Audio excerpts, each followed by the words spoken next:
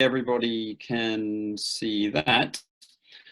So IELTS 6.5 and above, this is the score that most universities who would accept you for an MBA or a master's degree in an English speaking. Some of the better places might want a 7 or even a 7.5 in some cases, but 6.5 is probably the level that you should be aiming for as a basic minimum.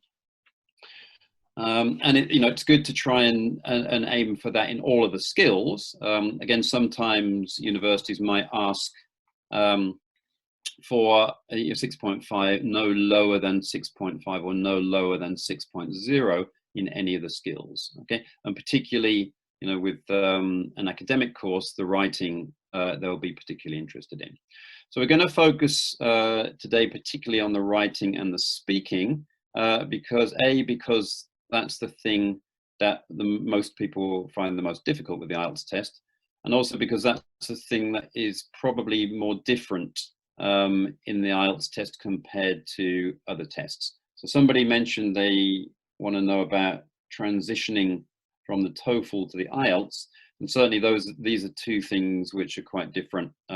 Is the kind of live speaking test and the nature of the writing test, which is kind of quite unique to IELTS.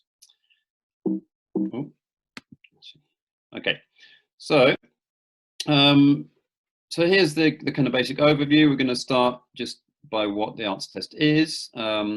What's good about it. I think it's a really good test, and I'll highlight those points. Then we're going to go through the speaking test and the writing test, and in each case there'll be a chance for a bit of practice. Depending on the time, we might have a chance to do a little bit of a kind of mini speaking test with somebody, and I've got some writing test kind of tasks which we can have a closer look at. Okay, so that's the basic kind of plan. So what is the IELTS test? Well, so the International English Language Testing System, which was developed in the United Kingdom, so by the British Council. There was also IELTS Australia. If you went to Ichikao-san's seminar, then you'll have heard about IDP IELTS, that's the Australian branch. These days, it's AIKIN, or the STEP organization, which administers the test for the British Council in Japan. And it's that organization that has been growing the test. It's become more and more popular in recent years, and it's partly because of the promotion that STEP and AIKIN has been doing. The British Council do still run tests at their office in Ichigaya. That's kind of mostly, they do the ones for immigration, especially to Australia. So it's a skills-based test. So, 4 skills. So it's the academic test, which is the one that most of you will be thinking about doing. It's still based on skills, so this is an important point. It's not a super academic test. It's based on the basics of being able to read, to do reading comprehension, to answer questions on kind of details and summaries.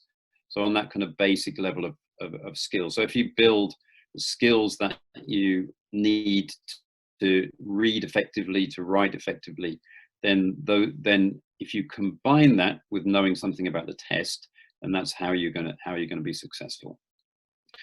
So academic and general training modules. So most of you are doing the academic, so probably don't need to talk much about that. The scores range from 0 to 9. 9 would be a native speaker. 0 means that you didn't say anything or you spoke foreign language, not English.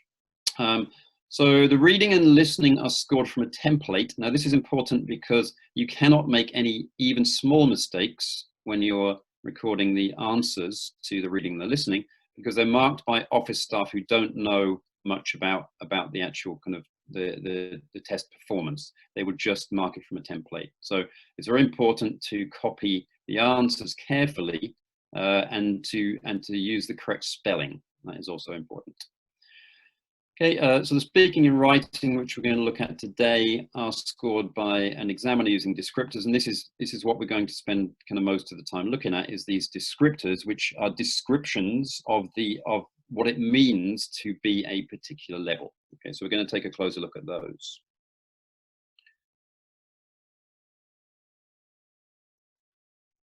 Okay, so what's good about the IELTS test? Well, it's had a lot of research into real world English. It's been going on for more than 100 years. So the good thing there is that, you know, if you get a high score on the IELTS test, it means that you're pretty good at English in the real world. That's not necessarily the case with every test. So the next one about external validity. So TOEIC test, for example, has quite low external validity. So you could get a high score on the TOEIC test and be a poor communicator in English. Most people who are good at communicating in English are able to get a reasonably high TOEIC score, but the reverse is not always true. Some people with very high TOEIC scores, and I know this very well from teaching at the Foreign Ministry, sometimes people will turn up in the top class because they got a very high TOEIC score, and then they struggle to do basic communication. Now, that's not true of the IELTS test. If you get a high score on the IELTS, then it means that you are able to communicate. So that's one of the reasons why I like this test, because teaching this test also teaches kind of real world competence. Okay, so focus on communication. So the examiners are qualified teachers, the people who mark your writing and your speaking test are qualified teachers. They have to have British Council qualifications. Most of them are British people. They don't have to be. And they have also received a quite extensive training in the actual IELTS test itself.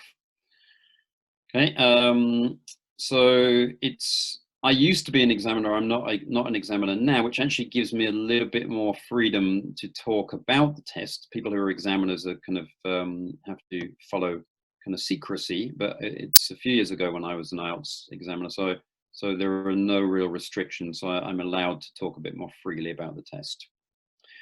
Okay, and then finally, if you have an IELTS score, these days increasingly it will be accepted by most kind of universities in English-speaking countries. Okay, so it's a little bit strange for me, kind of just talking. So I'm just going to stop for a minute now. Would anybody like to ask a question or make a comment at this point? It's okay if you don't, but I'm going to stop for a few seconds and give you a chance.